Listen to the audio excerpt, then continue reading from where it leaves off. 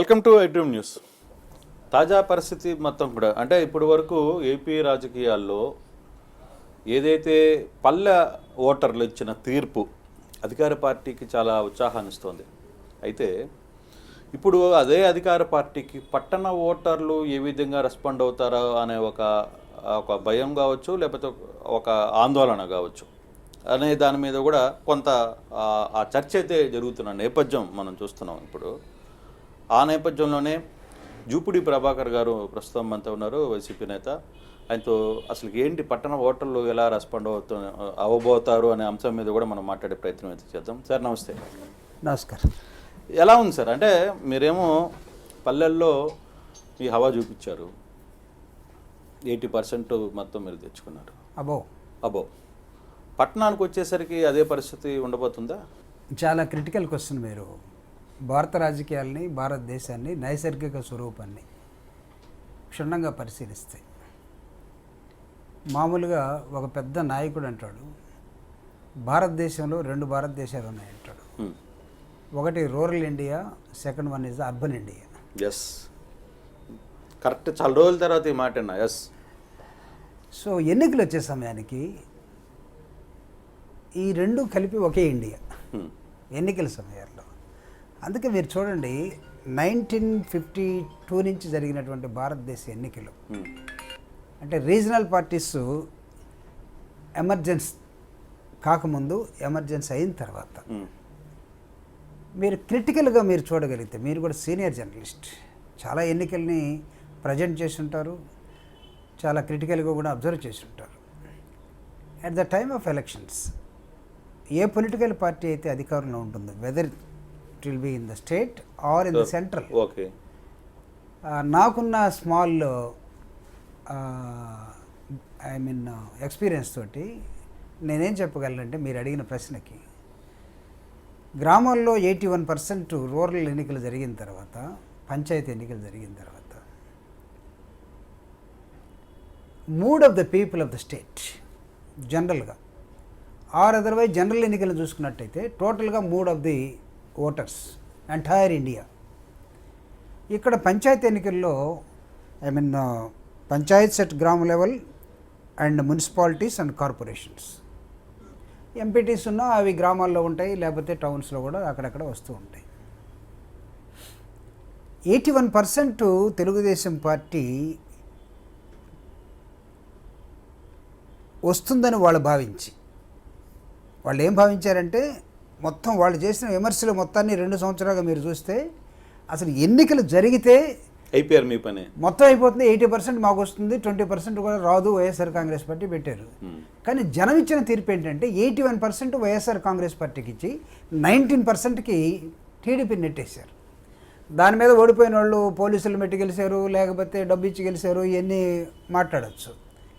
When 81% of the people behind the YSR Congress party Jaganmohan Reddy గారి welfare యాక్టివిటీస్ని తీసుకెళ్తున్న క్రమంలో నెక్స్ట్ ఫేజ్గా వస్తున్నటువంటి అర్బన్ ఎలక్షన్స్, అవి కార్పొరేషన్స్ కానివ్వండి, లేకపోతే మున్సిపాలిటీస్ కానివ్వండి, నేను చెప్తున్న ఉద్దేశం ఏంటంటే, ఎక్కడో ఒక చోట భారతదేశంలో జనరల్ ఎన్నికలు చూస్తే అసలు ఇంకొక రాష్ట్రానికి, ఈ రాష్ట్రానికి భాష తెలీదు, ప్రాంతాలు తెలీదు, ఎవడో ఫోన్లో మాట్లాడుకున్నట్టుగా రిజల్ట్ ఇచ్చేస్తారు. ఆంధ్రప్రదేశ్లో జగన్మోహన్ రెడ్డి గారి గవర్నెన్స్ చూసిన తర్వాత, ఇన్ని విమర్శలు తెలుగుదేశం పార్టీ మిగతా వాళ్ళు చేసిన తర్వాత, ఎన్నికల రిజల్ట్ ఎలా ఉన్నాయంటే 81% రూరల్ వచ్చిన తర్వాత, నా ఆలోచన ప్రకారం జరుగుతున్నటువంటి మున్సిపల్ కానీ కార్పొరేషన్ కానీ ఖచ్చితంగా అదే పర్సంటేజ్ విత్ స్టాండ్ కాబోతుంది. మీరు ఆ మాట మీద ఉంటారు కదా? ఖచ్చితంగా. నేను ఒక చిన్న క్వశ్చన్ పెట్టండి. అదే మీరు ప్రతిపక్షంలో ఉన్నప్పుడు, అంటే వైసీపీ ప్రతిపక్షంలో ఉన్నప్పుడు, అధికార పార్టీలో తెలుగుదేశం ఉన్నప్పుడు, వైసీపీ ఫ్యాన్ గాలి మున్సిపల్ ఏరియాల్లో కావచ్చు చాలా చోట్ల తన ప్రభావాన్ని, అంటే పూర్తి స్థాయిలో అధికార పార్టీ అంత సాధించకపోయినా దాదాపుగా 40% మీరు కార్పొరేషన్లు గెలిచారు, నెల్లూరు లాంటి మున్సిపాలిటీస్ గెలిచారు, చాలా పెద్ద పెద్ద కార్పొరేషన్లో మీరు టైట్ ఫైట్ ఇచ్చి, తర్వాత అధికారం ఉంది కాబట్టి కొంతమంది అటు వెళ్ళిపోయి ఉండొచ్చు, ఉండొచ్చు. కానీ ఆ రోజు వైసీపీ అంత స్టాండ్ ప్రతిపక్షంలో, అప్పుడు గవర్నమెంట్కి రాలేదు, మీరు ఇంకా అప్పుడే చిన్న బేబీ, పుట్టిన బేబీని ఒకసారిగా పేదరికతో. ఒకసారిగా మీరు కార్పొరేషన్స్లో కూడా వచ్చి మున్సిపాలిటీల్లో కూడా మీ సత్తాన్ని చాటిచ్చారే, మరి ఇప్పుడు ఎందుకు అది జరగదు అని ఎందుకు అంటున్నారు? ఈ ప్రిన్సిపల్ ఇక్కడ ఎందుకు అప్లై కాదని అంటారు? ఎస్, ఇక్కడ there are 2 reasons, very strong 2 reasons. Number 1, ఆ రోజు జగన్మోహన్ రెడ్డి గారు హిమాలయ పర్వతాలంతా స్ట్రాంగ్గా ఉన్న సోనియా గాంధీని ఎదుర్కొని మోటుకొని బయటకు వచ్చిన విధానం ఏంటంటే ఒక హీరో బయటకు వచ్చాడు. సో నేపథ్యం నేను చెప్తున్నా, మీకు తెలియంది కాదు. సో చంద్రబాబు నాయుడు గారు 75 సంవత్సరాలు ఇప్పుడు. యూ కెనాట్ కంపేర్ దట్ ఎరా వర్సెస్ దిస్ ఎరా, చేయలేం. ఇక్కడ దాన్ని రాసేసుకోవచ్చు. రెండవది, ఒకవేళ చంద్రబాబు నాయుడు గారు ఏజ్ ఫ్యాక్టరీలో సరిగా లేడు కాబట్టి పాతది మనకి రెప్లికా అయ్యే అవకాశం లేదు, వాళ్ళకి సెకండ్ కొడుకున్నాడు కదా అని అనుకోవచ్చు. పాపం తెలుగుదేశం పార్టీ వాళ్ళకి ఆయన లీడర్షిప్ మీద నమ్మకం లేదు, జనం పక్కన పెడదాం. సో ఈ 2 ఫ్యాక్టర్స్ ఏం చేస్తాయంటే ఖచ్చితంగా అప్పుడు జరిగిన దానికి ఇప్పుడు జరిగిన దానికి తేడాను చూపిస్తాయి. ఇప్పుడు ప్రజలు ఏమనుకుంటున్నారంటే, నేను ఫర్గెట్ అబౌట్ వైఎస్ఆర్ కాంగ్రెస్ పార్టీయా లేకపోతే ఇంకోట వదిలేసండి, ప్రజలు ఏమనుకుంటున్నారంటే అసలు జగన్మోహన్ రెడ్డి గారు తను వచ్చినటువంటి నేపథ్యం, పరిపాలిస్తున్న విధానం, చేతులు ఇలా కట్టుకొని ఐఏఎస్ ఆఫీసర్స్ని ఇంపార్టెంట్ మంత్రులను మొత్తాన్ని పెట్టుకొని తను 9-10 సంవత్సరాలు తిరిగినటువంటి నేపథ్యం, ఆంధ్రప్రదేశ్లో చేసినట్టు ఓదార్పు యాత్ర, సంకల్ప యాత్ర, వీటన్నిటికీ రకరకాలుగా ప్రజలు, ప్రాంతాలు, కులాలు, మతాలు చూసి ఎవరెవరికి ఏమి ఇవ్వాలో ఆ మొత్తాన్ని చేతులు కట్టుకొని ప్రకటిస్తూ ఉన్నాడు. రీసెంట్గా ఈబీసీ నేస్తాం, కాపు నేస్తాం, లేకపోతే దళితులు, లేకపోతే అట్టడుగు వర్గాల్లో ఉన్నటువంటి వెల్ఫేర్ యాక్టివిటీసు. నన్ను రీసెంట్గా ఒక అతను అడిగాడు, ఏమనుకుంటున్నారు, తెలుగుదేశం పార్టీ నాయకుడు కాదు, వైఎస్ఆర్ కాంగ్రెస్ పార్టీ స్వతంత్రంతో అడిగాడు నన్ను, ఏమనుకుంటున్నారు అడ్మినిస్ట్రేషన్ అంటే మొత్తం దోచిపెడుతున్నారు పేదోళ్ళకి, మొత్తం వెల్ఫేర్, వేర్ ఈజ్ డెవలప్మెంట్ అని అడిగాడు నన్ను. నేను చెప్పా, సార్ మీరు సీనియర్ నాయకులు అలా మాట్లాడద్దు, వెల్ఫేర్లోనే డెవలప్మెంట్ ఉంటుంది, అదెందుకు చూడరు మీరు, సంక్షేమంలోనే అభివృద్ధి, అంతే కదా. మీకు అమర్త్య సేన్ ఏం చెప్తాడు, 10 రూపాయలు జేబులో పెట్టుకొని బజారుకు పోయినాడు ధైర్యం వేరు, ఏమి లేకుండా బజారుకు పోయినాడు ధైర్యం వేరు. పబ్లిక్ డిస్ట్రిబ్యూషన్ సిస్టమ్, నీ గోడౌన్స్ ఉన్నాయి, మీరు సివిల్ సప్లైస్ తీసుకోండి, దేశం మొత్తం వస్తువులు కొని గింజలు కొని ఆడ పెడతారు. ఎక్కడన్నా ఫెమైన్ వచ్చినప్పుడు, అవసరం వచ్చినప్పుడు, ప్రభుత్వం అనుకున్నప్పుడు ఆ మొత్తాన్ని పబ్లిక్ పంచాల్సిన అవసరం. జగన్మోహన్ రెడ్డి గారు ఏం చేస్తున్నారంటే పేదవాడికి ప్రభుత్వాన్ని పంచుతున్నాడు. ఈరోజు మీరు పేపర్ చూసినట్లయితే వెల్ఫేర్, పేదరికాన్ని రిమూవల్ ఎరాడికేట్ చేయాలి అంటే 70 సంవత్సరాలుగా చేయలేకపోయాం కదా. 2 సంవత్సరాలు చేసి చూపిస్తున్నాడు, ఇంకొక 3 సంవత్సరాలు ఉంది, చేయనివ్వండి. అదే కదా, దాన్నే కదా. ఎన్ని సంవత్సరాలు అడ్రస్ చేస్తాయండి రాజకీయ పార్టీలు పేదరికాన్ని? ఎన్ని డికెట్స్ చెప్తారు మీరు? మీరు చూడండి, మోడీ దగ్గర నుంచి చంద్రబాబు నాయుడు గారి దగ్గర ఏం చెప్తా ఉన్నారు అంటే ఈ 2 సంవత్సరాల్లో ఆంధ్రప్రదేశ్లో పేదరికం, మీరు ఇచ్చే సంక్షేమ పథకాల ద్వారా పేదరికం వెళ్ళిపోయిందా ఎక్కడికైనా? అంటే అది 100% స్ప్రింట్ 100 మీటర్స్ లాగా పారిపోయే అవతల గెలవదు. అది పేదరికం అనేది నిరంతరంగా ఉంటుంది, కానీ దాన్ని అడ్రస్ చేసే ప్రభుత్వం కావాలి, మనసున్నటువంటి నాయకుడు ఒకరు అవసరం అవుతాడు. సో జగన్మోహన్ రెడ్డి గారు ఒక మోడల్లో పనిచేస్తున్నాడు. ప్రజలు 51% ఓటు ఆయనకి ఇచ్చి ముఖ్యమంత్రి మీరు పరిపాలించాలని చెప్పారు. తెలుగుదేశం పార్టీ ఓర్చుకోలేకపోతూ ఉంది. అసలు వచ్చిన నెల రోజుల నుంచి స్టార్ట్ చేసి పడేశారు, ఏదో కొంపలు ముంచుకుపోతున్నట్టు. ఎందుకు ఆగలేకపోతున్నారు? ఎలా మీరు urban voters or urban thinkers, how you people are thinking that they are different when you compare with the rural voters? అంటే గోసి పెట్టుకొని పొలాల్లో పనిచేసినంత మాత్రాన, షర్ట్ ఒంటికి చొక్కా లేనంత మాత్రాన అదే రైతును చూడండి, అదే కూలీలను చూడండి, ఢిల్లీని గడగడలాడిస్తూ ఉన్నారు 2.5 నెలల నుంచి. తెకాయిత్ రైతు ఉద్యమం, నాగలో లేకపోతే ట్రాక్టర్ పెట్టుకొని పొలాలు దున్నుకునే వాళ్ళు అర్బన్కి వచ్చేసి, ఢిల్లీకి వచ్చేసి జనవరి 26వ తేదీ నాడు అవసరమైతే ఒక జెండాని దించి ఇంకొక జెండా ఎగరేసారు వాళ్ళు. Don't understand. కాబట్టి అర్బన్ ఓటర్స్ జగన్మోహన్ రెడ్డి గారికి వేరే తీర్పిస్తాడనే ఆశలో చంద్రబాబు నాయుడు గారు ఉండొచ్చేమో, లేకపోతే నేను వచ్చి ప్రచారం చేసుకున్నాను, ఇప్పుడుదా ప్రచారం కదా చేసింది. అంటే చంద్రబాబు అదే చెప్తున్నాడు. చంద్రబాబు గారు క్లియర్గా మాట్లాడుతుంది ఒక ఇష్యూ ఏంటంటే, పంచాయతీ ఎన్నికల్లో నేను ఎక్కడా ప్రచారానికి పోలేదు, తన మాటే శాసనంగా జరిగిపోతుంది అనే ఊహలో ఆయన ఉన్నాడు, అక్కడ దెబ్బతిన్నాడు. అది తేరుకున్న తర్వాత రేపటి నుంచి 1వ తారీఖు నుంచి నేను పట్టణ ఓటర్ల వైపు అడుగులు వేస్తున్నా, పట్టణం రెండు సంవత్సరాల ప్రభుత్వంలో చేసిన అభివృద్ధి ఏంటి, అక్కడికి పట్టణ ప్రజలు పడుతున్న ఇబ్బందులు ఏంటి, అక్కడ కూలీలకి పనులు లేక జరుగుతున్న ఇబ్బందులు ఏంటి, వీటన్నిటి ప్రజల ముందుకు వెళ్తాను అని చెప్తున్నాడు. వెళ్ళలేమండి. ఎందుకంటే ఒక సామెత ఒకటి ఉంది, నేను లేస్తే మనిషిని కాదంటాడంట ఒకడు, కుంటోడో గుడ్డోడో లేదు తెలియదు, క్రాస్ రోడ్లో కూర్చొని ఆయన లేచేది లేదు చెప్పేది లేదు. అంటే ఇప్పుడు దాకా మొన్న పంచాయతీ ఎలక్షన్లో ప్రచారం చేయలేదా, టీవీల ముందు మాట్లాడలేదా, ప్రెస్ మీట్లు పెట్టలేదా, నాయకులు పిలిపించుకొని మాట్లాడలేదా, లేకపోతే వెబ్ కౌన్సిలింగ్ జరగలేదా, జూమ్ మీటింగ్ జరగలేదా, దాన్ని ఏమంటే ప్రచారం అన్నా?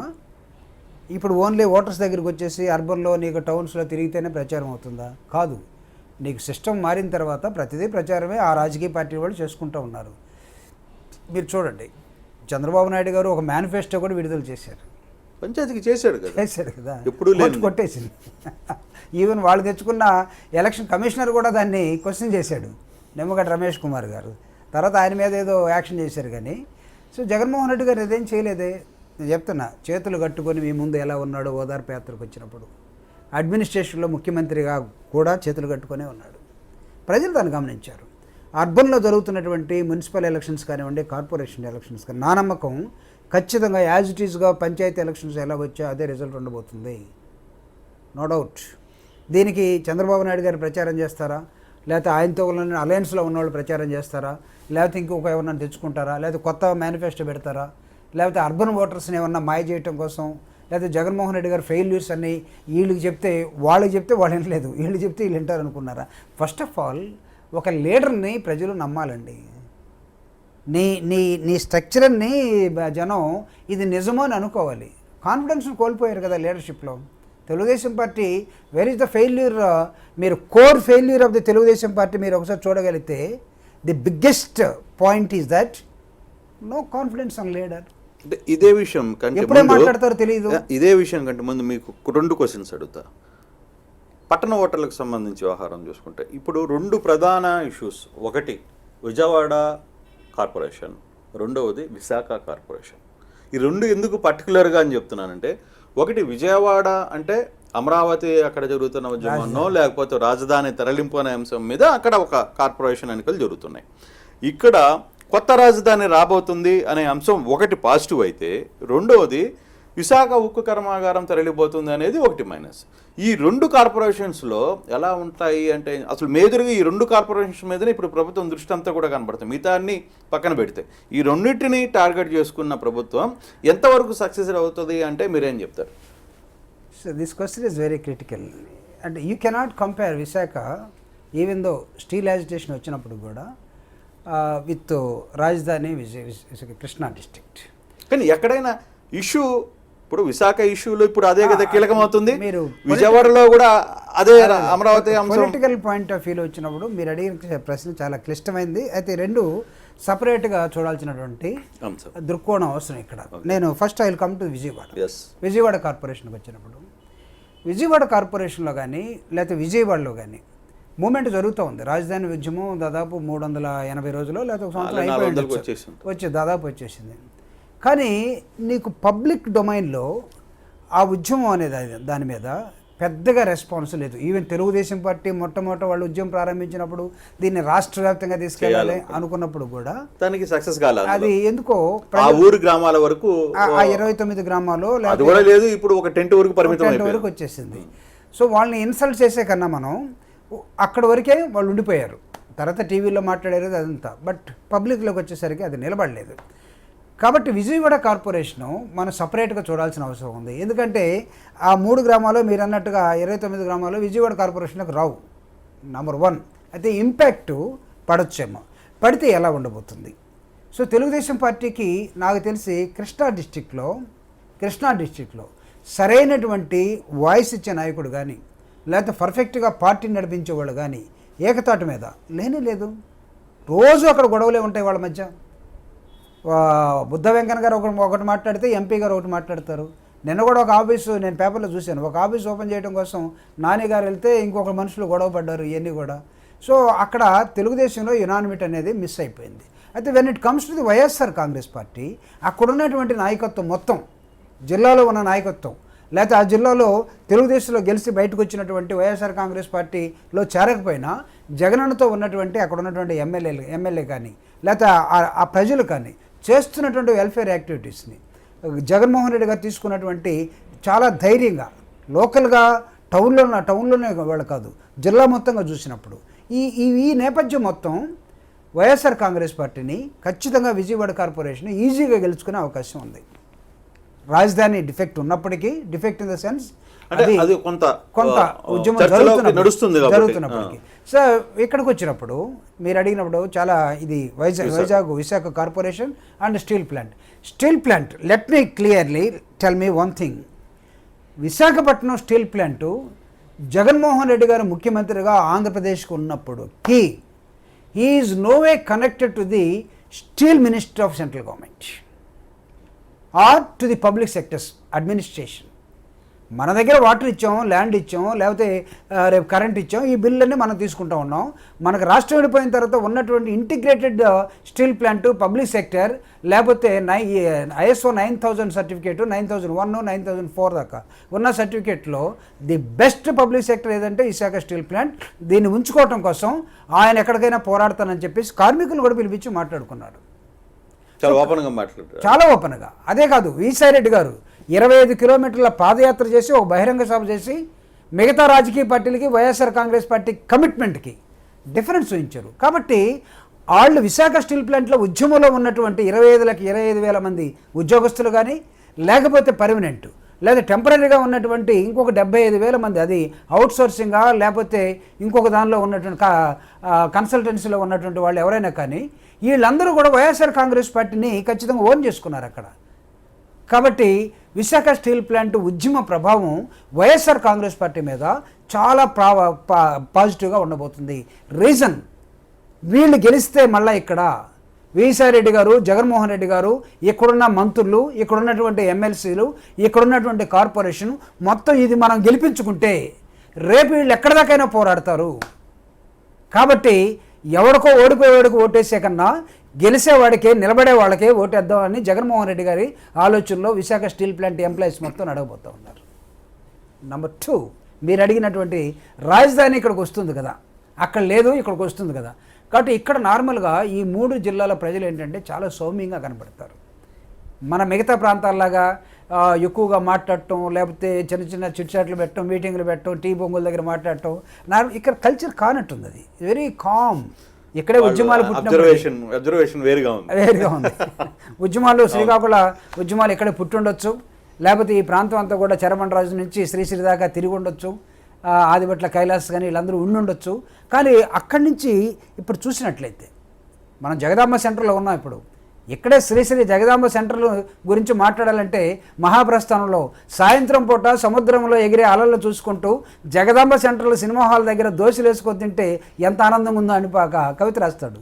సో ఈ ప్రాంతం రాజధాని వస్తుందంటే వాళ్ళ ఆనందాన్ని విపరీతంగా వ్యక్తపరచాల్సిన అవసరం లేదు, లేదా దానికోసం ఉద్యమం చేయాల్సిన అవసరం కూడా లేదు. Government has been taken a decision. So వీళ్ళ ఆనందం ఒకవైపు, అనుకోకుండా వచ్చినటువంటి ఉద్యమ ప్రభావం ఒకవైపు, ఇక్కడ పనిచేస్తున్న విధానం వీసాయి రెడ్డి గారు, జగన్మోహన్ రెడ్డి గారు ఆలోచన. ఇప్పుడే నేను దాదాపు మద్దిలపాలెంలో చాలామంది తెలుగుదేశం నుంచి, జనసేన నుంచి వైఎస్ఆర్ కాంగ్రెస్ పార్టీలో చేరినటువంటి లీడర్స్ ఇప్పుడే అది ముగించుకొని మీ కార్యక్రమానికి రావడం జరిగింది. కాబట్టి ఇక్కడ గెలవటం కోసం, ఇక్కడ గెలవటానికి 100% ఛాన్సెస్ వైఎస్ఆర్ కాంగ్రెస్ పార్టీకి ఎక్కువ ఉన్నాయి. Again a negative aspect when you allow me to talk about Telugu Desam.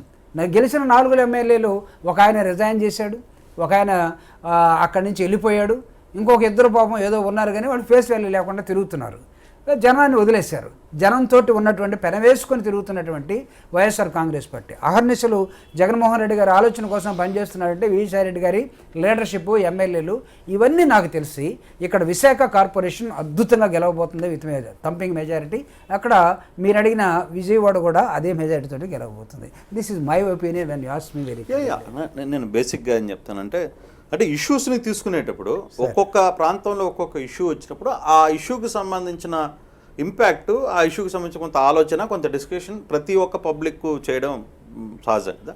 ఆ చర్చలో భాగంగానే అసలు విజయవాడ పరిస్థితి ఎలా ఉంటుంది, విశాఖ పరిస్థితి ఎలా, ఎందుకంటే మీరు అన్ని ప్రాంతాలకు తిరుగుతుంటారు, మీరు 10 రకాల వ్యక్తులతో మాట్లాడుతుంటారు, 10 మందితో చర్చలోకి వస్తుంటే మీ దృష్టికి చాలా విషయాలు కూడా పార్టీకి సంబంధించిన ఇష్యూలు వస్తుంటాయి, బయట ఇతర పార్టీలకు సంబంధించిన ఇష్యూలు వస్తుంటే ఇవన్నీ వచ్చినప్పుడు, సో ఈ ఇష్యూస్ని బయటపడడానికి ఈ మెయిన్ హార్డిల్స్ ఏదైతే ఉన్నాయో వీటి నుంచి బయటపడే ప్రయత్నం పార్టీ చేస్తుందా అనేది నాకు వచ్చింది. అంటే ఇక్కడ నేను అనుకోవటం డిఫరెన్స్ ఆఫ్ ఒపీనియన్ నాకు తెలిసి గ్రాస్ రూట్ లెవెల్లో పేద వర్గాలు కానీ లేకపోతే మిడిల్ క్లాస్ కానీ లేకపోతే ఒపీనియన్ మేకింగ్ లేయర్స్ కొన్ని ఉంటాయి. కొంతమంది టీచర్స్ కానీ లేకపోతే న్యూట్రల్గా కనపడే వాళ్ళు టీ బొంకుల దగ్గర మాట్లాడే విధానం కానీ ఇవన్నీ నా అబ్జర్వేషన్ ప్రకారం మెజారిటీ వాళ్ళ ఒపీనియన్ వైఎస్ఆర్ కాంగ్రెస్ పార్టీ గెలుస్తుందనేదే ఉంది. అయితే it doesn't mean that negative opinion కొంతమందిలో లేదని కాదు, ఆ సాహసం కూడా నేను చేయను. అది ఇర్రెస్పెక్ట్ ఆఫ్ పొలిటికల్ పార్టీస్ వాళ్ళ బాండింగ్ కన్నా ఇక్కడ కనపడుతున్నది ఏంటంటే నేను ఇందాక చెప్పినట్టుగా విశాఖ స్టీల్ ప్లాంట్లో ఉన్న ఎంప్లాయీస్ వాళ్ళ కుటుంబాలు మొత్తం ఇప్పుడు మనం కార్పొరేషన్ గెలిపించుకుంటే మనకు బలం వస్తుంది అనేది ఒకటి వచ్చేసింది. ఇక్కడ రాజధాని వస్తుంది కాబట్టి మనం అసలు ఎవరు అడగకుండానే జగన్మోహన్ రెడ్డి గారు రాజధాని తీసుకొచ్చారు కాబట్టి మనం దీన్ని గెలిపించుకోవాలి అనేది ఇక్కడ కనపడుతుంది. అంటే వెన్ టూ పాజిటివ్ ఐడియాస్ ఉన్నటువంటి పీపుల్ని మనం ఎలక్షన్స్లో అపోజిషన్ పార్టీ 100 చెప్పినప్పుడు కూడా ఈరోజు తెలుగుదేశం పార్టీని ఎలా చూస్తారంటే వీళ్ళకి ఓటేస్తే అనవసరం, మన ఓటు వాల్యూ పోతుంది అనే దశలోకి ఇక్కడ జనం వచ్చేసారు. అంటే మే నాట్ బి 100%, అంటే ఒక 80% పీపుల్ టువర్డ్స్ వైఎస్ఆర్ కాంగ్రెస్ పార్టీకి వాళ్ళ ఆలోచన కనపడుతున్నట్టుగా చాలా స్పష్టంగా నాకు నేను తిరుగుతున్నటువంటి గ్రాస్ రూట్ లెవెల్లో కానీ లేకపోతే మిడిల్ క్లాస్లో కానీ నా బ్యాచ్ అంతా కూడా క్లాస్ 4 బ్యాచే కదా. అంటే నేను డైరెక్ట్గా ఒప్పుకుంటారు అంటే నేను వచ్చాను, నాకు వచ్చి కనపడే దగ్గర నుంచి ఆడ చిమ్మేవాడు లేకపోతే వాచ్మెన్ వాళ్ళే నాకు నమస్కారం పెట్టేది. పెద్దవాళ్ళే చూస్తున్నారు ఓహో వీళ్ళు ఇక్కడికి వచ్చాడని. సో ఓటర్స్ కూడా వీళ్ళే కదా. మీరు అర్బన్ ఏరియాలో ఇంకొకటి ఉంది, కొంతమంది తెలివైన వాళ్ళు ఓటు వేయటానికి కూడా రారు క్యూలో నిలబడి ఏమీ లేకపోయినా నిలబడి సాయంత్రం దాకైనా ఓటేసి పోవడానికి సిద్ధపడే వర్కింగ్ క్లాస్ ఇదంతా కూడా. ఓటు అయిపోతే చచ్చిపోయినట్లు లెక్క అనుకొని బాధపడతారు వీళ్ళు. అంటే ప్రధానంగా గాజువాక ఏరియా లాంటి ప్రాంతాలు, గతంలో పవన్ కళ్యాణ్ లాంటి వ్యక్తి ఆయన అక్కడ ఓడిపోయారు, అక్కడ మీ వైసీపీ నాగిరెడ్డి గారు గెలిచారు. సరే ఇప్పుడు జనసేన కూడా ఈ పోరాటంలో మేము ముందుంటాం అని చెప్తుంది. చంద్రబాబు నేరుగా ఇక్కడికి వచ్చి పెద్ద ఉపన్యాసం పెట్టి ఉపన్యాసంలో ఉక్కు హక్కు ఆంధ్రుల హక్కు అని చెప్పి మాట్లాడిన, విశాఖ ఉక్కు ఆంధ్రుల హక్కు అని చెప్పి కూడా మాట్లాడిన పరిస్థితి. ఇవన్నీ చూసిన తర్వాత కూడా అంటే కనీసం ఆ గాజువాక ప్రాంతంలో కూడా మీకేమీ తేడా కనపట్లేదా? అంటే నాకు తెలిసి అక్కడ దాదాపుగా ఒక 19-20 కార్పొరేట్ సీట్లు ఉన్నాయి. అంటే అసలు గాజువాక అక్కడ మీరు చెప్పినట్టుగా పవన్ కళ్యాణ్ గారు ఓడిపోయారు, గెలిచింది వైఎస్ఆర్ కాంగ్రెస్ పార్టీ. ఉద్యమం జరుగుతుంది అదే ప్రాంతం. అక్కడ ఓడిపోయిన తెలుగుదేశం పార్టీ అంటే కంటెస్ట్ చేయకుండా లేకపోతే చేయనట్టుగా ఉన్నటువంటి పాపం అతను మొన్నటిదాకా నిరాహార దీక్ష చేశాడు ఒకరోజు. చంద్రబాబు నాయుడు గారు శ్రీనివాస్ నిరాహార దీక్షకి లోకేష్ గారు వచ్చారు, చంద్రబాబు నాయుడు గారు ఇద్దరు తండ్రి కొడుకులు వచ్చినట్టున్నారు. వచ్చిన తర్వాత ఏం మాట్లాడారు వాళ్ళు? ఏం చేశారంటే ఎంత తప్పు మాట్లాడిపోయారంటే విశాఖ ఉక్కు ఆంధ్రుల హక్కు అనేది అందరికీ తెలుసు. 2018లో పోస్కో కంపెనీ ఇక్కడికి వచ్చి సెంట్రల్ గవర్నమెంట్ దగ్గరికి వెళ్ళి ఆనాటి ముఖ్యమంత్రి చంద్రబాబు నాయుడు గారితో కూడా వచ్చి మాట్లాడి వెళ్ళిపోయారు. ఆ తర్వాత 2019లో జగన్మోహన్ రెడ్డి గారు ముఖ్యమంత్రి వచ్చిన తర్వాత మళ్ళీ వాళ్ళు కలవటం జరిగింది. ముఖ్యమంత్రి గారు దాన్ని ఎండార్స్ చేశాడు, క్లియర్గా చెప్పారు నాయకులతో కూడా. నా దగ్గరికి వచ్చారు, దుగ్గిరాజపట్నం నెల్లూరు జిల్లాలో వస్తున్నటువంటి ఒకటి కొత్త ఫ్యాక్టరీ కావాలంటే మీరు ఏమైనా తీసుకోండి, లేకపోతే కడపలో వస్తున్న స్టీల్ ఫ్యాక్టరీ తీసుకోండి, బట్ ఇదేలా మీరు ప్రపోజల్ పెడతారు విశాఖ ఉక్కుని, ఇది కాదు కదా అని వాళ్ళకి చెప్పారండి. ముఖ్యమంత్రి గారే చెప్పారు. కానీ చంద్రబాబు నాయుడు గారు ఏం చెప్పారు తేలవాలి ఇక్కడ. దాని గురించి నన్ను కల్చర్ అనే విషయం కూడా ఎక్కడ చర్చించలేదు. ఎందుకు లేదు? పేపర్లో కూడా వచ్చినాయి కదా, ఫోటోలు కూడా చూసాం, కలిశారు. ఆయన ఏం జరిగింది? ఇప్పుడు వైఎస్ఆర్ కాంగ్రెస్ పార్టీని బ్లేమ్ చేయడం కోసం ముఖ్యమంత్రి రోలు నిజంగా ఉంటుందా వైఎస్ఆర్ ఇక్కడ విశాఖ ఉక్కు మీద? ఉంటే చెప్పమనండి ఆయన్ని. నేను ఒక మినిస్టర్ ఆఫ్ డిఫెన్స్లో ఉక్కు ఫ్యాక్టరీలో పనిచేసినటువంటి ఒక ఎంప్లాయీగా నేను మాట్లాడతాను. I know in and outs of the steel how it comes and how it goes. Visakha steel plant నన్ను అడిగితే ఉద్యమం ఆ రోజు 61 నుంచి 70 దాకా జరిగి ఉండొచ్చు. అప్పుడున్నటువంటి ప్రధానమంత్రి ఇందిరాగాంధీ గారు పార్లమెంట్లో అనౌన్స్ చేయించవచ్చు, 70 ఏప్రిల్ 27వ తేదీ నాడు చేసి ఉండొచ్చే. కానీ నన్ను అడిగితే తర్వాత ఇప్పుడు ఏమనుకుంటారో జనం నాకు తెలియదు. జాగ్రఫికల్లీ చూసినప్పుడు it is not properly located industry. నీకు అసలు రిసోర్సెస్ లేకుండా ఉద్యమం వచ్చిందని ఒక ఇండస్ట్రీని ఏ విధంగా పెడతావు? Wear is your iron ore and flags? చెప్పండి అసలు. నీకు ఐరన్ ఓర్ చుట్టుపక్కల ఎక్కడ ఉందా? ఎక్కడి నుంచి 600 కిలోమీటర్లు నువ్వు బయలుదేరాల నుంచి ఛత్తీస్గఢ్ నుంచి నువ్వు తీసుకురావాలి. కొనుక్కొస్తావో ప్రభుత్వం ఇస్తుందో తెలుసు. ఆ క్యాప్టెన్ మైన్స్ని దీనికి ఓనర్షిప్ ఇవ్వకుండా విశాఖ స్టీల్ ప్లాంట్కి కొనుక్కునే అవకాశం, మైనింగ్ మొత్తం మైనింగ్ చేసి కొనుక్కోవటం కాదు, మైనింగ్ చేసుకుని మైనింగ్నే ఇవ్వాలి అసలు. నువ్వు అమ్ముతావా? అమ్మితే కొనటానికి కూడా సిద్ధంగా ఉన్నారు. ఇవ్వలేదు కదా. 600 కిలోమీటర్లు రోడ్లో ఎన్నిసార్లు తెచ్చుకోవాలి? మీరు 600 కిలోమీటర్లు ఆ రోజు ఫ్రీగా ఇచ్చుండొచ్చు, గవర్నమెంట్ సహకరించుండొచ్చు. కానీ రీసెంట్ టైంలో ఆ 600 కిలోమీటర్లు రోడ్డు మీద అయితే మీరు ముళ్ళ పొదలేసేసారు. విశాఖ కార్మికులకి ముళ్ళు పరిచి ముళ్ళ మీద నడవమన్నారు. Is it possible? మీకు లైమ్ స్టోన్ ఎక్కడుంది? డోలమైట్ ఎక్కడుంది? మాధవరావు ఇల్లెందు, ఖమ్మం, ఓల్డ్ ఖమ్మం ఇల్లెందుకి 16 కిలోమీటర్లో ఉన్నటువంటి మాధవరం పుట్టుగిదారు విశాఖపట్నం వచ్చేసరికి 510 కిలోమీటర్లు. డోలమైట్ 510 కిలోమీటర్లు. నీకు అక్కడ పెద్ద టౌన్షిప్, అక్కడ ఒక డిఏవై స్కూలు, అక్కడ కొంతమంది ఎంప్లాయీస్, వాళ్ళకి మొత్తం అంటే ఆ షెల్టరింగు, ఇవన్నీ తీసుకొచ్చిన తర్వాత ఎంతకాలం మోయగలవు? నువ్వు చేసుకున్నటువంటి agreement MoU in between the dolomite and to the VSP 2020 వరకే. 2020 జూన్ 20వ తేదీ నాడు అయిపోయింది. నీకు రెన్యువల్ చేసుకున్నారో లేదో తెలియదు. లైమ్ స్టోన్ జగ్గైపేట దాదాపు 400 కిలోమీటర్లు. జగ్గైపేటలో అక్కడున్న టౌన్షిప్ కానీ అక్కడి నుంచి చేసినటువంటి రైల్వే లైన్ కానీ వీటన్నిటిని నీకు మెయిన్గా 3 రా మెటీరియల్స్ నీ సరౌండింగ్స్లో లేకుండా నువ్వు ఎంతకాలం ఎన్ని మైళ్ళు మోసి తీసుకొస్తావు? Where is your sand? వీటన్నిటికి శాండ్ కలపకపోతే నీకు ఐరన్ బయటకు రాదు. Champavati river, Nellimarla, Vizianagaram district 69 kilometres, అదొక్కటే దగ్గరగా ఉంది. దానితో పాటు హ్యూమన్ రిసోర్సెస్ ఉంది, నో డౌట్. ట్రాన్స్పోర్టేషన్ ఉంది. నీకు రోడ్డు మార్గం కాకపోతే రైలు మార్గం కాకపోతే నీకు సీ రోడ్, సీ మ్యాప్ ఇవన్నీ ఉన్నాయి. హార్బర్ ఉంది. ఇవన్నీ పెట్టుకో. Except this raw material non availability to this Visakha steel plant is most disadvantage place when you locate. మీరు ఆ రోజుల్లో దీన్ని ఎవరు అబ్జర్వ్ చేయలేదా? అప్పుడున్న మేధావులు ఎవరు దీన్ని గుర్తించలేదా? It is the responsibility of the government. తెలీదా? తెలుసు. అందుకే అది పురుడు పోసుకున్న సమయం ఏంటంటే, నా భాషలో చెప్పాలంటే, నేను మిధానీలో 18 సంవత్సరాలు ఉద్యోగం, ఇంజనీర్ నుంచి సీనియర్ మేనేజర్ దాకా పనిచేస్తున్నాను.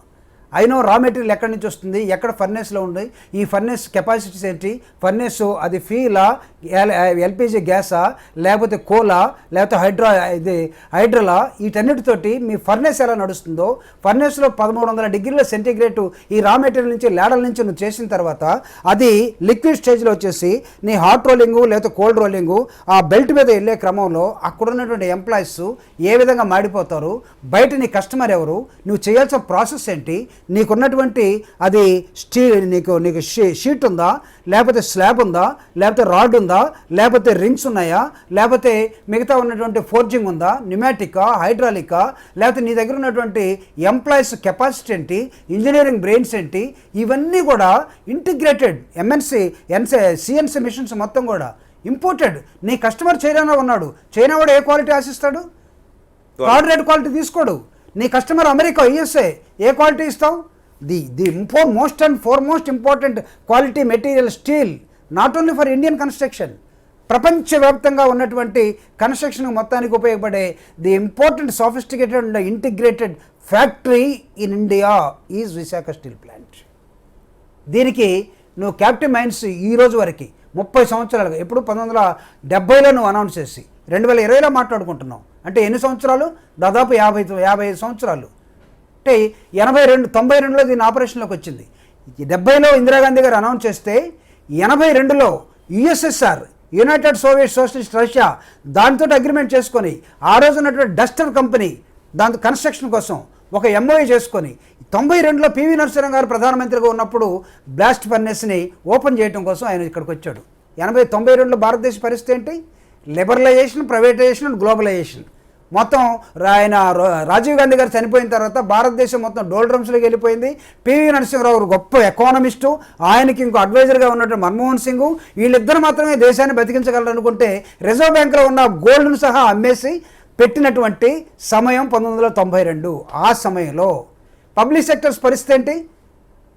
Nehru, the then prime minister, first and foremost prime minister of India, వీటిని ఏమన్నాడంటే నవీన దేవాలయాలు అన్నాడు పబ్లిక్ సెక్టర్స్ని. ఆధునిక దేవాలయాలు. అంటే ఈ పబ్లిక్ సెక్టర్స్ ద్వారా మనం ఉద్యోగాలు ఇవ్వచ్చు, సొసైటీని సోషలిస్ట్ ప్యాటర్న్లో తీసుకెళ్ళచ్చు. కాబట్టి ప్రభుత్వమే ఉద్యోగాలు ఇచ్చే బాధ్యతను తీసుకుంది. మోడీలాగా వదిలేదు ఆయన. మోడీ ఈరోజు ఏమంటున్నాడంటే counter to the Jawaharlal Nehru భారత రాజ్యాంగం. సో ఆ 92 పరిస్థితి 1947కి వ్యతిరేకంగా పబ్లిక్ సెక్టర్స్ని కూడా అమ్మేయాలి. ఎలా అమ్మేయాలి? కొన్నిటిని గోల్డెన్ షేక్ హ్యాండ్ ఇచ్చి నీకు అన్నీ ఇస్తాం, 20 సంవత్సరాల సర్వీస్ ఉంటే ఇంకో 30 సంవత్సరాలు నువ్వు చేయాలి, లేకపోతే 10 సంవత్సరాలు చేయాలి, నీ 10 సంవత్సరాలు కట్టిస్తాం, నువ్వు డబ్బు తీసుకొని వెళ్ళిపో. That is called golden shake hand అని పెట్టారు. అదొకటే కాదు, పోలేదు చాలామంది. దాన్ని ఇంకో ఏమన్నారంటే లిబరలైజేషన్, ప్రైవేటైజేషన్ మేము ఫోర్స్ఫుల్గా తోచేస్తూ ఉన్నారు. ఆ పీరియడ్లో పురుడు పోసుకున్నట్టు సమస్య ఇది. అంటే 92 నుంచి 21 దాకా 29 సంవత్సరాలు, 29 అనేకమైన ఆటుపోట్లు. సముద్రం పక్కనే ఉన్నటువంటి అలలు ఎలా కింద పడి లేస్తాయో విశాఖ స్టీల్ ప్లాంట్ కూడా పడి లేస్తున్నాయి. కార్మికుల ఉద్యమం జరుగుతూ ఉంది. అప్పుడప్పుడు అనేకమైన ట్రేడ్ యూనియన్స్ వచ్చాయి. ఐఎఫ్టీ దగ్గర నుంచి వైఎస్ఆర్ ట్రేడ్ యూనియన్ దాకా, రీసెంట్గా ఉన్నటువంటి ఆల్ ఐఎన్టీఈసీ, లేకపోతే వైఎస్ఆర్ ట్రేడ్ యూనియన్, బిఎంఎస్, లేకపోతే సిఐటియు, ఏఐటీసీ, తెలుగుదేశానికి ఇప్పుడు లేదు కానీ ఒకళ్ళు ఉంటే టీఎన్టీఈసీ, లేకపోతే ఇంకా మధ్యలో ఇండిపెండెంట్గా జేఏసీలుగా ఉన్నటువంటి ఇన్ని కార్మిక సంఘాలు మామూలుగా మేనేజ్మెంట్ తోటి మాట్లాడుకునే క్రమం ఏంటంటే వేజ్ రివిజన్ చేయాలి, లేకపోతే మాకు కొన్ని హక్కులు ఇవ్వాలి, లేకపోతే ఇక్కడ ఉన్నటువంటి టౌన్షిప్ సరిపోవట్లేదు, ఒక నూతన దాన్ని మొత్తాన్ని కలిపి ఏమన్నా డెస్టినీ ఆఫ్ సిటీ అంటాం, సిటీ ఆఫ్ డెస్టినీ. దీన్ని నువ్వు 29 సంవత్సరాలుగా ఏం చేశారు? ప్రభుత్వం ఆదుకోవాలి. అయినా గత 2002 నుంచి 2020 దాకా ఇది లాసుల్లో లేదు. ఇట్ ఈజ్ ఇంట్ ప్రాఫిట్లో ఉన్న కంపెనీని కూడా నువ్వు ఓన్ మైన్స్ ఇవ్వకుండా, క్యాపిటల్ మైన్స్ ఇవ్వకుండా ప్రభుత్వం ఏం చేస్తుందంటే దీన్ని అమ్మటం కోసం ఎవడో పోస్కోలో ఒకటి పిలిచినట్టుగా అక్కడ కొరియా నుంచి పోస్కో కంపెనీని పిలిపించేసి నువ్వు ఎవాల్యుయేట్ చేపిస్తూ ఉన్నావు. టౌన్ ప్లానింగ్ కూడా చేపిస్తాడు చూడు, ఈ ఇంటికి ఎంత వాల్యూ ఉంటుంది, స్టీల్ ప్లాంట్ని ఎవాల్యుయేట్ చేస్తున్నారు. అక్కడే ముఖ్యమంత్రి గారు నాకు తెలిసి చాలా బాధపడి తిరగబడినటువంటి నేపథ్యం. He wrote a letter to the prime minister of India directly. ఏమనుకుంటున్నారు అసలు ఈ మెజర్స్ మీరు తీసుకోకుండా ఎలా ఈ ప్రపోజల్కి వస్తున్నారని చాలా స్ట్రాంగ్ లెటర్ రాశాడు. లేకపోతే ఇక్కడున్న జేఏసీ నాయకులు మొత్తాన్ని పిలిపించుకొని మాట్లాడాడు. ఆయనకు మాట్లాడాల్సిన అవసరం లేదు. He knows the importance of the Visakha steel plant. దీన్ని కాపాడుకోవటం కోసం ఈరోజు నిన్నగాక మొన్న చూసినట్లయితే ప్రభుత్వం వ్యాపారం చేసే బాధ్యత నుంచి తప్పుకుంటుంది అని చెప్పాడు మోడీ గారు. అంటే గుజరాత్ వాళ్ళు వ్యాపారం చేస్తారా? ఏదో ఒక పోస్ట్ చూసాం, నువ్వు వ్యాపారం చేయాలనుకుంటే డీజిల్ పెట్రోల్ అమ్ముకోవచ్చు కాదు బాబు, ప్రైమ్ మినిస్టర్షిప్ ఎందుకని అన్నారు. పోస్ట్ ఒకటి వచ్చింది. ఇదంతా ఇష్యూ అంతా ఎక్కడెక్కడ ప్రాబ్లం ఉంది ఏంటి అనేది 14 సంవత్సరాలుగా ముఖ్యమంత్రి పనిచేసిన చంద్రబాబు నాయుడుకి ఈ ఇష్యూస్ అన్నీ తెలిసి ఉండవా? ఇప్పుడు మీరు చెప్పిన ఈ ఇష్యూస్ అన్నీ అప్పుడు ముఖ్యమంత్రిగా ఉన్న ఈ చంద్రబాబు గారికి తెలియవా? ఎందుకు తెలియదు? చంద్రబాబు నాయుడు గారిని ఎందుకు నమ్మట్లేదు జనం? మీరు ఇందాక ఒక మాట మనసులో మాట ఏంటది పుస్తకాల్లో ఆయన చెప్పింది, కరెంట్ వచ్చే తీగల మీద ఓన్లీ బట్టలారేసుకోవటం అంటే ఓహో రైతుల బట్టలారేస్తారా? కానీ రాజశేఖర రెడ్డి గారు ఏమన్నా నేను ఇస్తానన్నాడు. రాజశేఖర రెడ్డి గారు నమ్మారా? లేకపోతే ఆ తీగల మీద కరెంట్ ఉండదని అనుకుని ఆయన నమ్మారా? నమ్మలేదు. దళితుల్లో పుట్టాలని ఎవరన్నా అనుకుంటారా? ఆయన నమ్మారా? లేకపోతే ఇట్లా అంటే దళితులందరూ ఎటువంటి వేసారు? లేకపోతే పోలీస్ స్టేషన్లో మీరు కన్వర్షన్ చేస్తారా? ఫంక్షన్ క్రిస్టమస్ చేస్తారా? ఎవరు చెప్పారు? మాల్లో కూడా క్రిస్టమస్ చేస్తారు.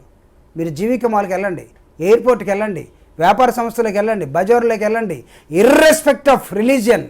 భారతదేశంలో మన భారత రాజ్యాంగం ఏంటంటే ఆర్టికల్ 25 to 28, 25 నుంచి 28 దాకా no religion to the state.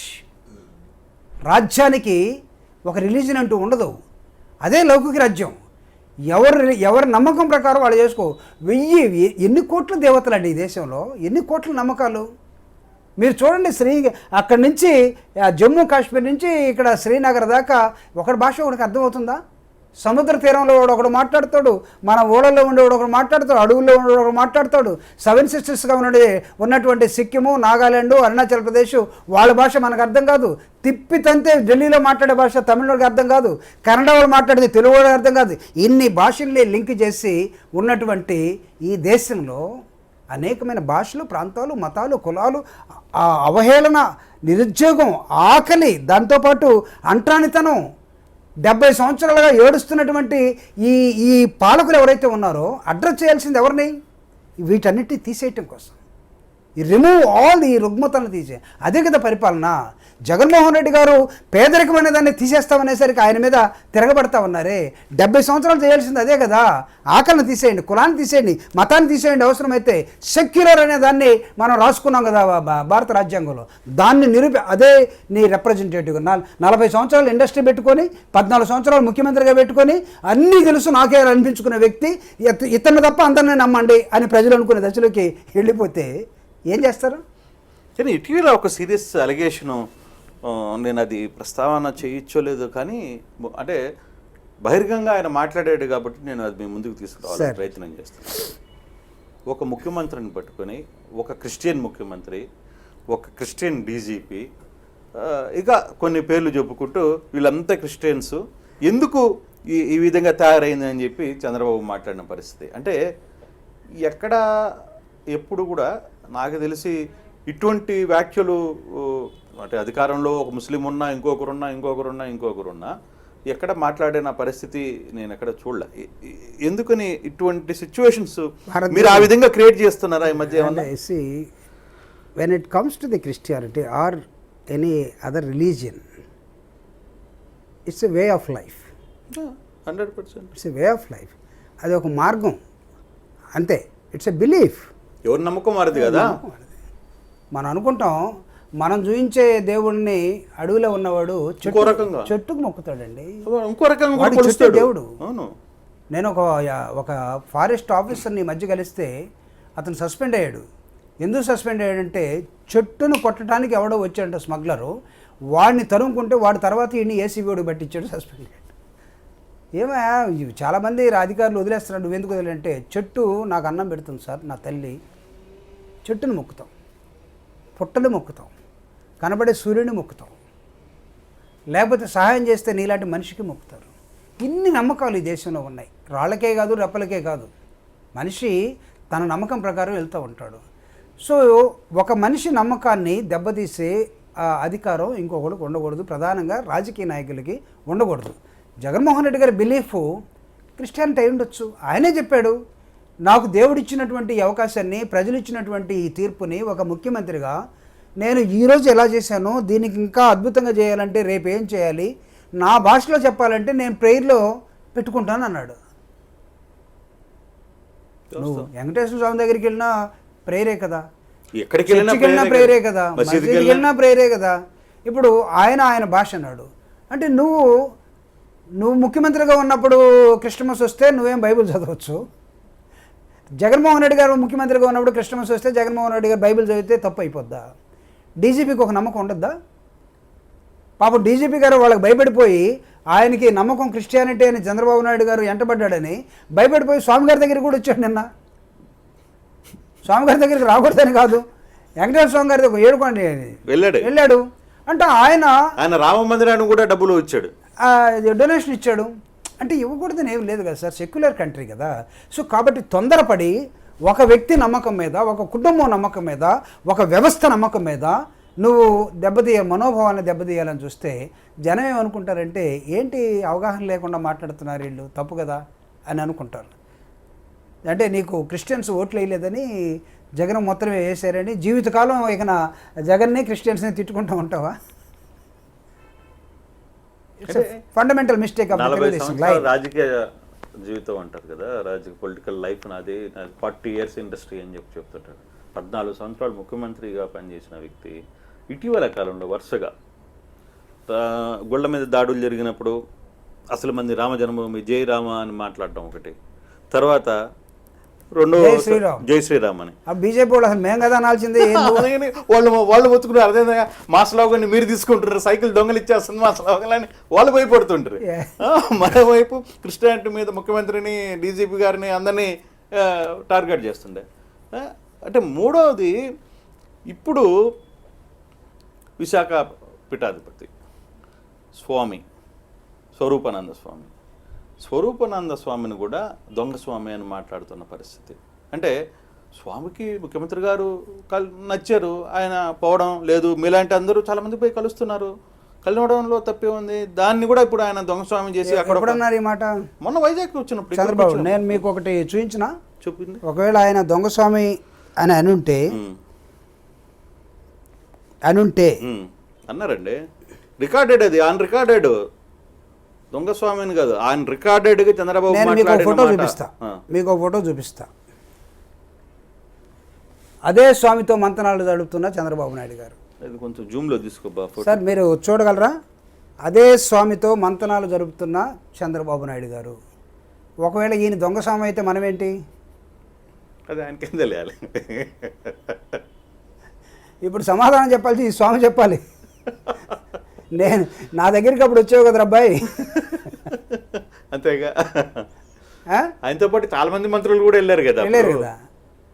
So ఇది ఇట్లా చేసేది ఒకటి, మనం మాట్లాడేది ఒకటి ఉంటే ఈ రెండింటికి అద్దు లేకపోతే జనం నమ్మరు సార్, జనం నమ్మరు. అందుకే కాన్ఫిడెన్స్, బిల్డ్ కాన్ఫిడెన్స్.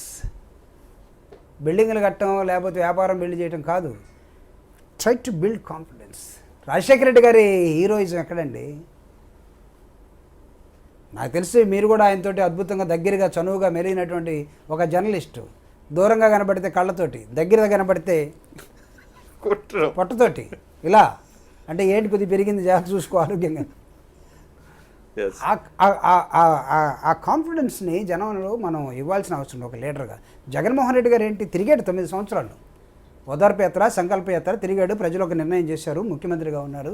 ఆయన డ్యూటీ ఏంటంటే ప్రభుత్వాన్ని ప్రజలకి దగ్గరికి చేయటమే. నాకు తెలిసి ప్రభుత్వ డబ్బులు ప్రభుత్వానికి పంచటమే, ప్రభుత్వం అడ్మినిస్ట్రేషను ప్రజలకి, పేదవాళ్ళకి ఇవ్వటమే. ఇంతకన్నా ఏం లేదు. ఎక్కడైనా రాజ్యాంగంలో రాసి ఉందా ప్రభుత్వం మొత్తం తీసుకెళ్ళి రిలయన్స్ వాడికి ఇవ్వాలని, ప్రైవేట్ వాడికి మొత్తం అప్పచెప్పాలని ఉందా? లేదే, లేదది. కానీ ఇప్పుడు అదే విషయంలోనే కదా ప్రతిపక్షాలన్నీ కూడా మీ మీద ఒక చాలా సీరియస్ అలిగేషన్ చేస్తుంది. ఏంటంటే సంక్షేమం రూపంలో ఓట్ల కోసం సంక్షేమ పథకాలన్నీ డబ్బులు పేదలకు ఇచ్చేస్తున్నారు, అభివృద్ధి అక్కడ, రోడ్లు ఎక్కడ, లేకపోతే ఒక ఫ్యాక్టరీ వచ్చిందా, లేకపోతే ఒక ఫ్యాక్టరీని కట్టారా, ఇంకోటి కట్టారా అని చెప్పి మాట్లాడుతున్న పరిస్థితి కదా. అంటే సార్ ఇక్కడ ఈ ప్రశ్నని మనం 2 యాంగిల్స్ నుంచి చూడాల్సిన అవసరం ఉంది. రాష్ట్ర విభజన తర్వాత చంద్రబాబు నాయుడు గారు ముఖ్యమంత్రిగా ఉన్నాడు 14 నుంచి 19 దాకా. Show me one industry. 14 నుంచి 19 దాకా ఆయన కట్టిన ఇండస్ట్రీస్ చూపించండి. ఆయన ఏమైనా నేషనల్ హైవేస్ వేసాడా, లేకపోతే ఆయన ఉన్న కొత్త స్కూల్స్ ఏమైనా ఏర్పాటు చేశాడా, లేకపోతే కొత్త ఇంజనీరింగ్ కాలేజీలు ఏమైనా కట్టాడా, లేకపోతే షిప్ యార్డ్ ఏమైనా ఇంకోటి ఏమైనా నిర్మించాడా? లేదు కదా. అంటే డెవలప్మెంట్ నేను అనేది, మీరు అనే డెవలప్మెంట్, ఒకవేళ అదే డెవలప్మెంట్ అయితే 5 సంవత్సరాల్లో మీకు ఎక్కడుంది? జగన్మోహన్ రెడ్డి గారు జస్ట్ వాళ్ళ నుంచి స్టార్ట్ చేశాడు కదా. మీరు నెక్స్ట్ మంత్ నుంచే అభివృద్ధి లేదు, అభివృద్ధి లేదు నేను చెప్తున్నా, రాసుకోండి.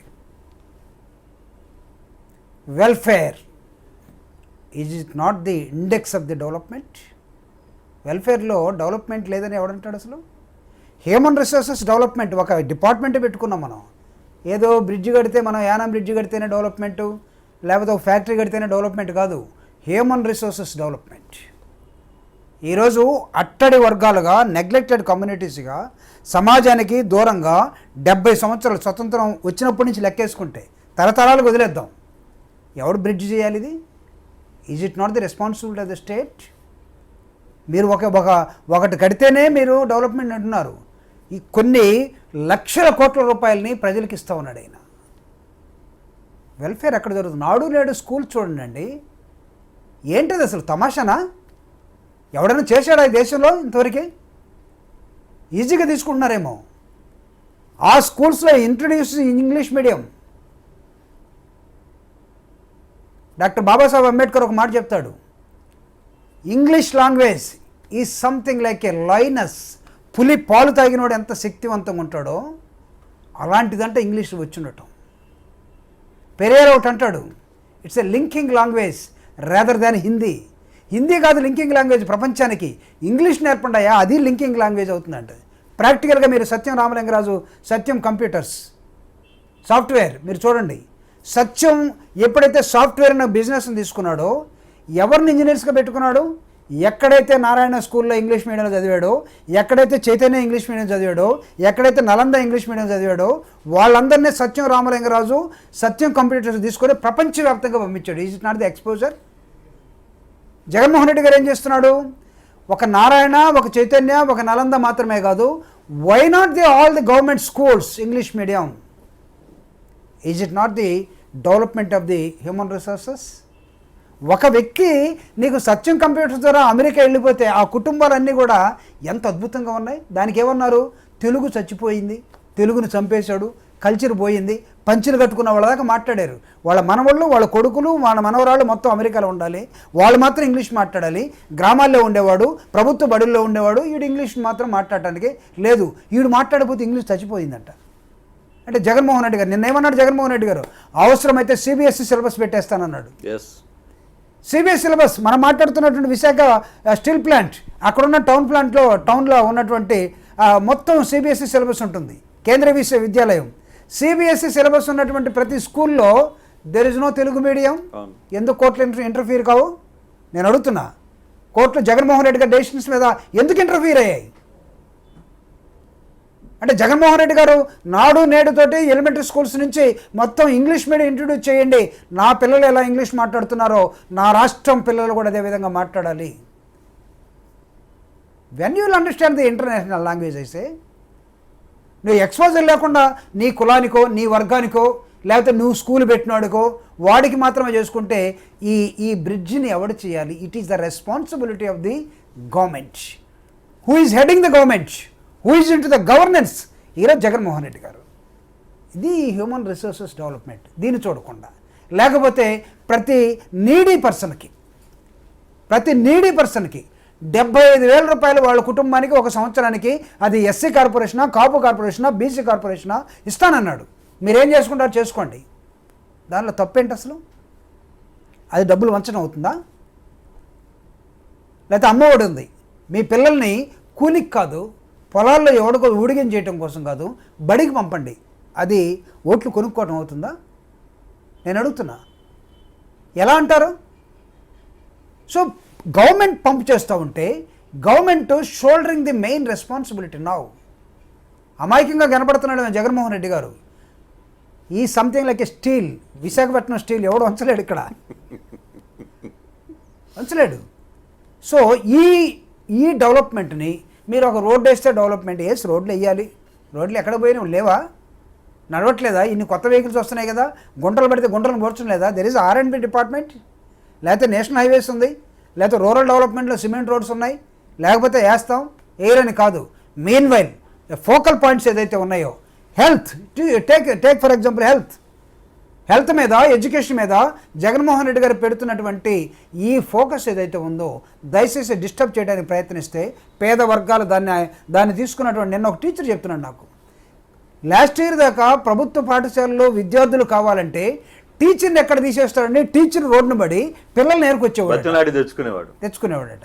ఈరోజు ఇప్పుడు ఏమైందంటే 80% of the people they are preferring government school.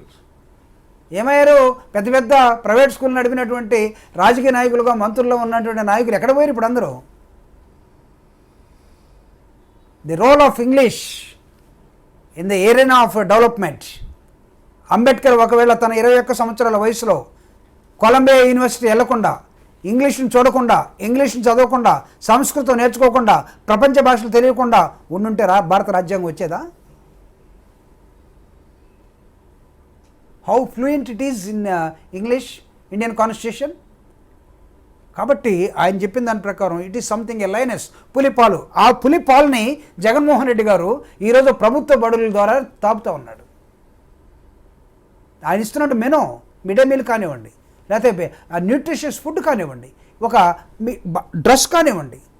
నాకు మా చెల్లి చెప్పింది, అన్న ఆ పాపకి గవర్నమెంట్ షూ ఇస్తుంది, షూ ప్రత్యేకంగా షూ అని చెప్పానంటే, షూ ఎట్లా ఏ సైజు ఇచ్చారని అడిగాను నేను.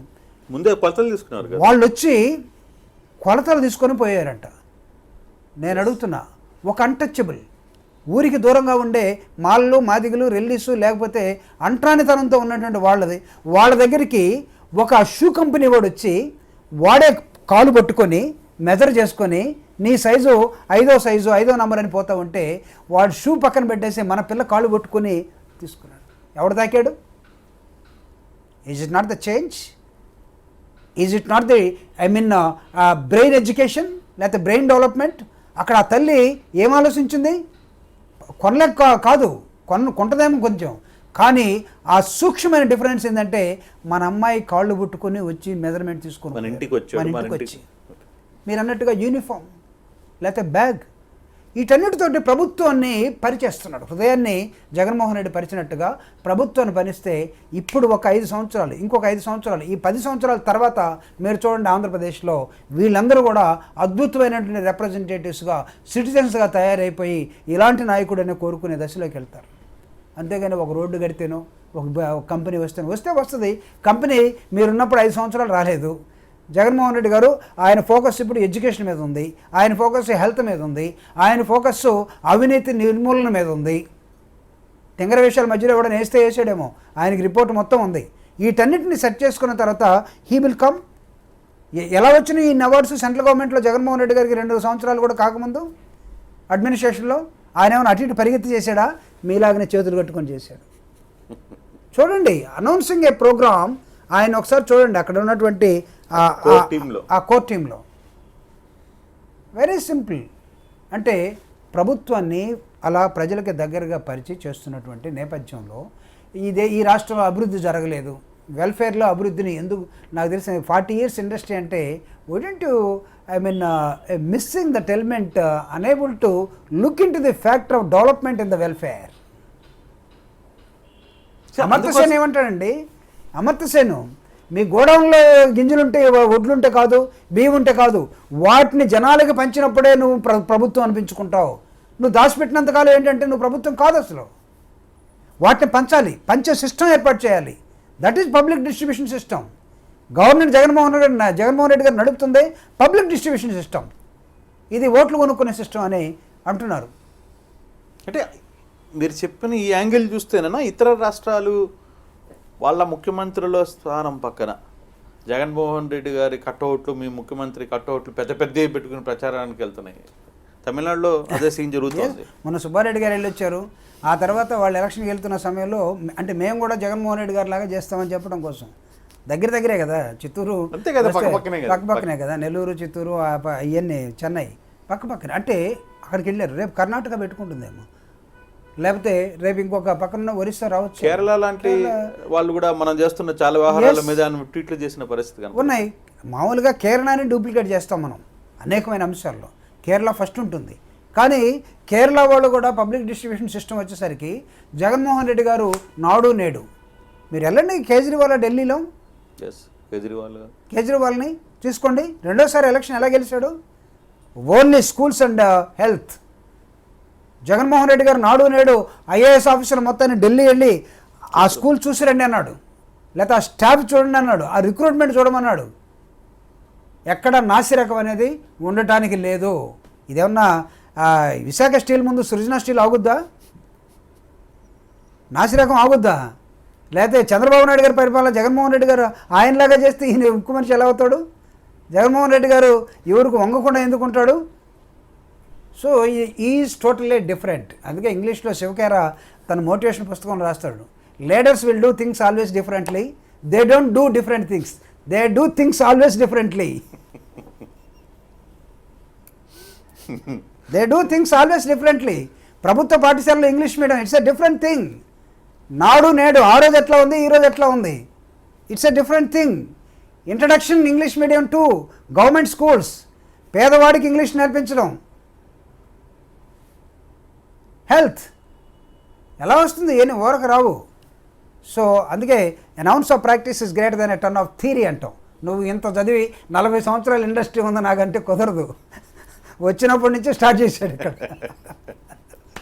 కానీ ఎప్పుడైనా అంటే నేను ఈ క్వశ్చన్ ఎందుకు అడగాలనుకుంటున్నానంటే, రాజశేఖర రెడ్డి గారు తర్వాత జగన్ గారు పార్టీ పెట్టే టయానికి జగన్ గారు చుట్టూ ఉన్న అతి తక్కువ మందిలో మీరొకరు. అంటే జగన్ గారిని మీద ఈగ కూడా వాళ్ళనీయకుండా కాపాడిన వ్యక్తులు మీరొకరు.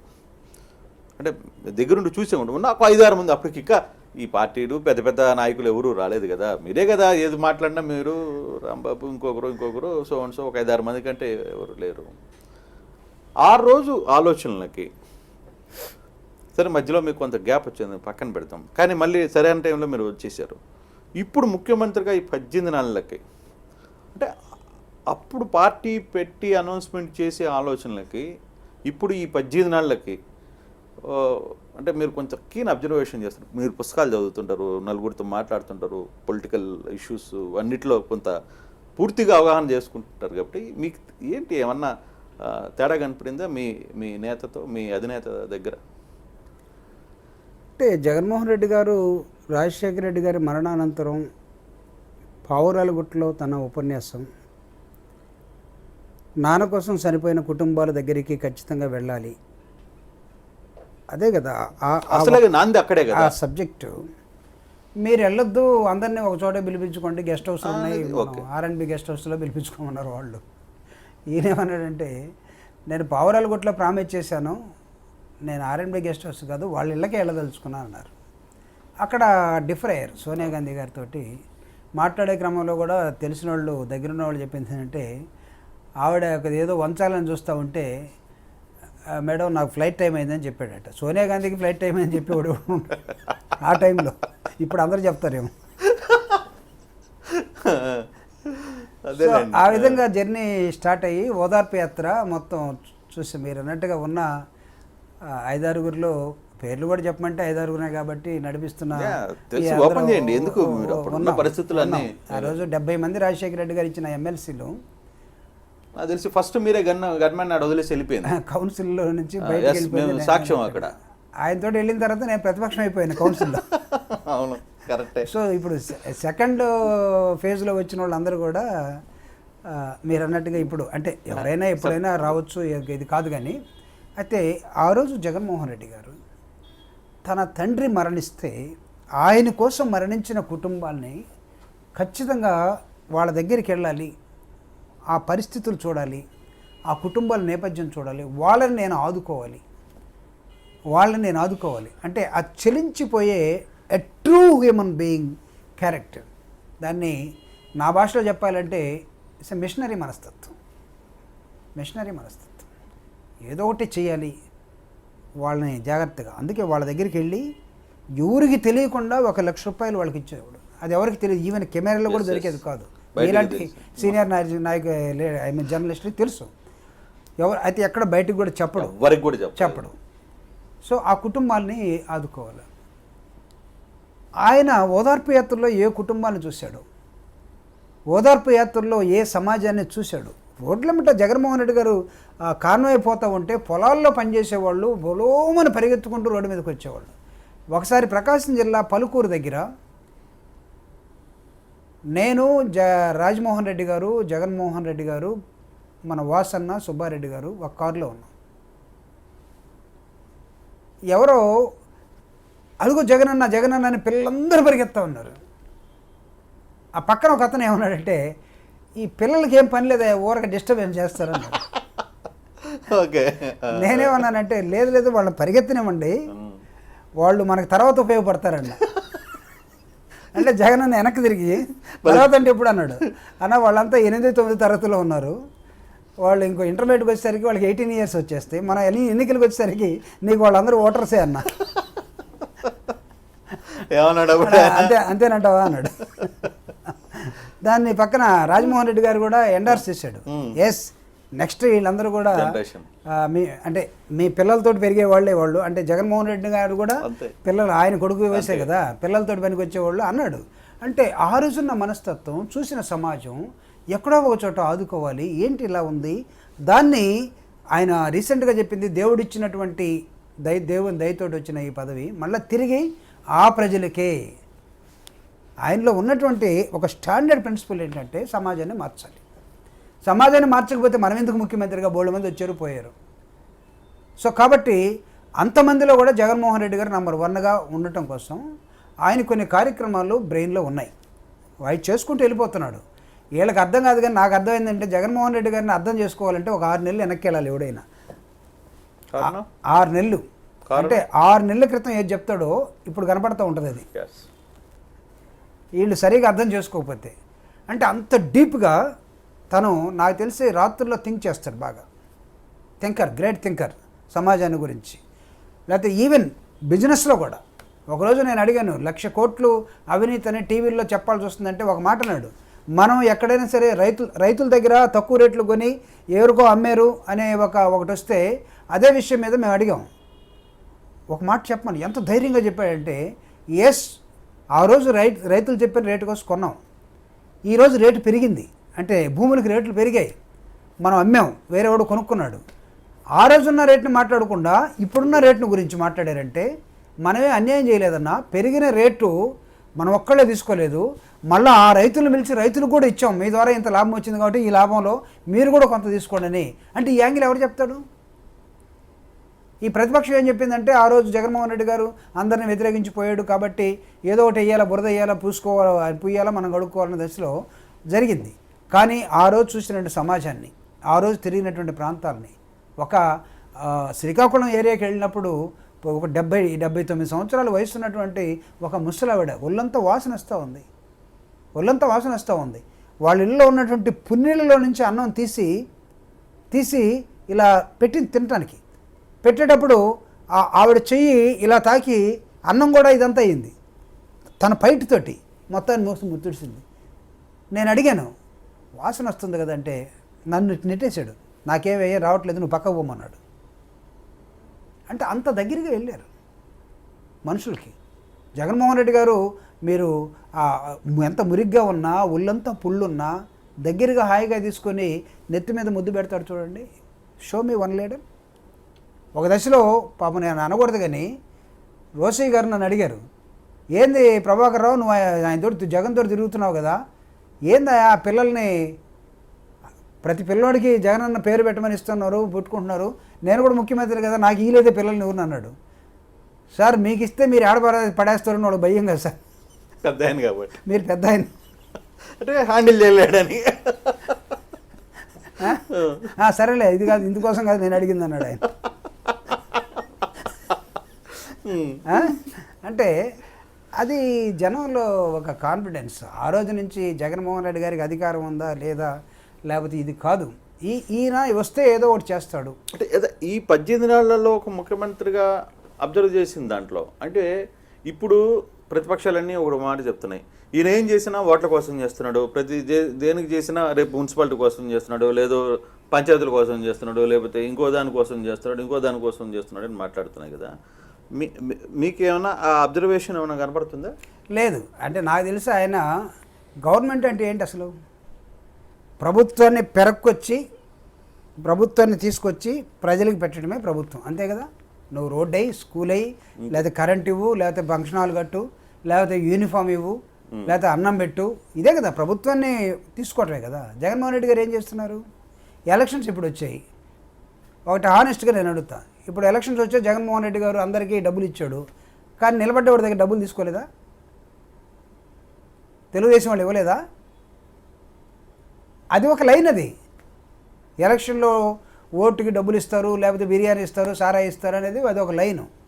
సో దానికోసం జగన్మోహన్ రెడ్డి గారు ఎన్ని ఇస్తున్నారంటే మళ్ళీ అసలు అది ఎందుకు మారట్లేదు, అది స్లోగా మారే ట్రెండ్ కూడా రావాలి. రెండవది ఈ ఎలక్షన్స్ అయిపోయినాయి, రేపు జగన్మోహన్ రెడ్డి గారు ఇదే కార్యక్రమం చేస్తూనే ఉంటాడు. అంటే అప్పుడేమంటాం, వచ్చే ఎన్నికల కోసం అంటావా? అంతే కదా, 24లో వచ్చే జనరల్ ఎన్నికల కోసం అంటావా? అంటే మీరు చేసింది ఏంటి? ₹2 మీరు అసలు డ్వాక్రా మహిళల దగ్గర నుంచి ఓటుకు డబ్బులు ఇచ్చి చేసుకోవాలనే మీరు నేర్పిన విద్యయే కదా నీరజాక్ష అని ఎవరన్నా పద్యం పాడాడు అనుకోండి. అది కాదు.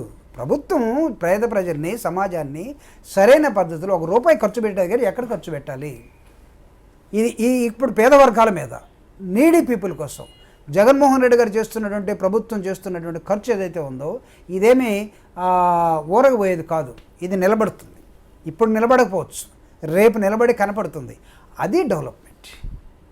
సో ఫైనల్గా అంటే ఇప్పుడు ఈ 18 నెలల్లో మీ అధినేత చేసిన సంక్షేమ పథకాలే రేపు జరగబోయే మున్సిపల్ కావచ్చు, లేకపోతే 2020లో 22లో 23లోనో 24లోనో జరిగిపోయే ఎన్నికల్లో కావచ్చు, ఇవన్నిటిని నిలబెడతాయి అంటే మీరు ఒప్పుకుంటారా? అంటే నేను అనేది ఆయన గవర్నెన్స్ ఏదైతే ఉందో, ప్రభుత్వాన్ని పరిపాలించే విధానం, పరిపాలనలో ఉన్నటువంటి చాలామంది మెజారిటీ 80% ఆఫ్ ది పీపుల్ వాళ్ళందరూ కూడా హ్యాపీగా ఉన్నారు.